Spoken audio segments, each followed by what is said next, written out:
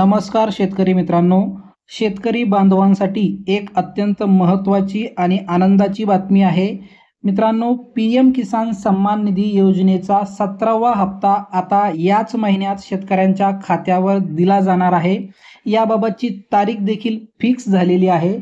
मित्रांनो, यापूर्वी आपण बघितलं होतं की नरेंद्र मोदी यांनी पंतप्रधान झाल्या या ठिकाणी पहिल्या योजनेसाठी जी निधी मंजुरीसाठी सही केली होती, ती सही पीएम किसान योजनेसाठी केली होती. यानंतर यापूर्वी लोकांना 16 हप्ते पीएम किसान योजनेचे आलेले आहे आणि आता हा जो 17वा हप्ता आहे, तो हप्ता येत्या 18 जून 2024 रोजी शेतकऱ्यांच्या खात्यात दिला जाणार आहे. मित्रांनो, 18 जूनला हे पैसे शेतकऱ्यांच्या खात्यात दुपारनंतर जमा व्हायला सुरुवात होतील. या ठिकाणी वाराणसी येथे एक कार्यक्रम आहे. नरेंद्र मोदी या ठिकाणी पंतप्रधान झाल्यानंतर पहिल्यांदाच हा हप्ता वितरित करणार आहे.